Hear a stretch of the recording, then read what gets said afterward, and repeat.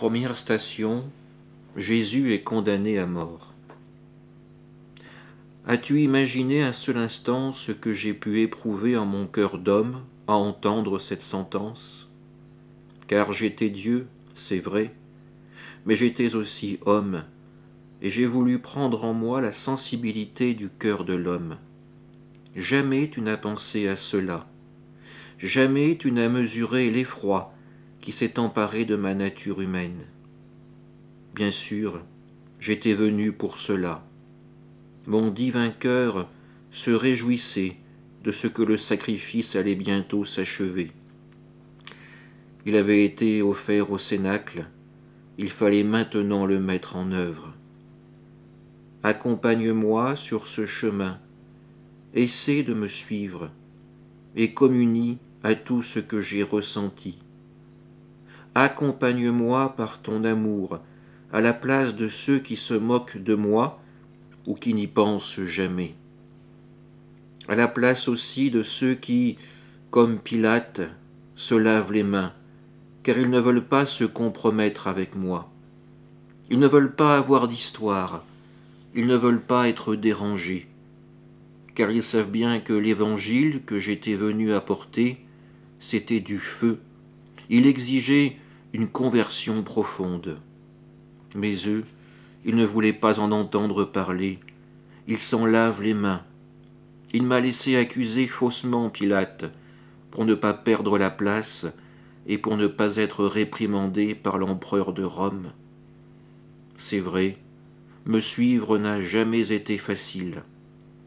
Et si un jour, toi aussi, tu es accusé faussement, tais-toi et offre-moi cette peine.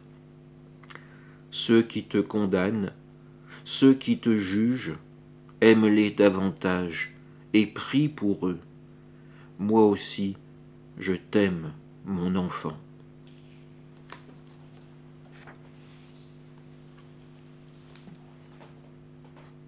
Deuxième station, Jésus est chargé de sa croix.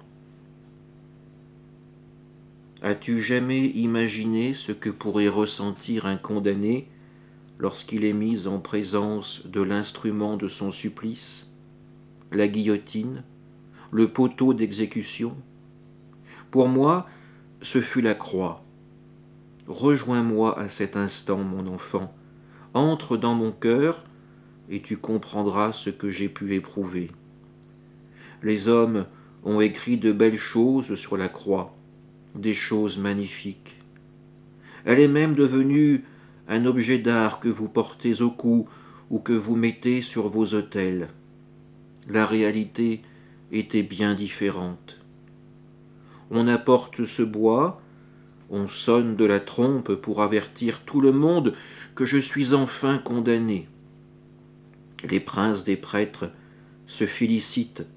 Ils croient tenir leur vengeance. Je les ai tellement dérangés. J'ai bousculé leurs principes et je leur ai montré le Père, mon Père vers lequel maintenant je lève mes yeux, déjà brouillés de larmes et de sang. Je reçois ma croix. Cette poutre bientôt me supportera. Je serai cloué sur elle. Cette croix, c'est le poids de tes fautes. À chaque fois que tu commets le péché, à chaque fois que tu manques d'amour envers moi, tu pèses un peu plus sur mes épaules. N'y as-tu jamais songé? Regarde-moi dans cette station. Que vas-tu faire sortir de ton cœur pour alléger un peu ce fardeau?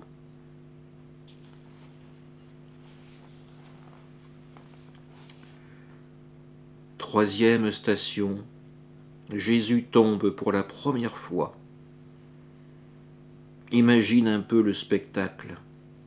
Une ruelle étroite, des gens qui hurlent, qui me jettent de la poussière et des pierres et qui me crient leur haine. Et moi, brûlant de fièvre depuis mon atroce flagellation. Ça non plus, tu ne sais pas ce que c'est, et tu ne sais pas ce que j'ai expié à ce moment-là.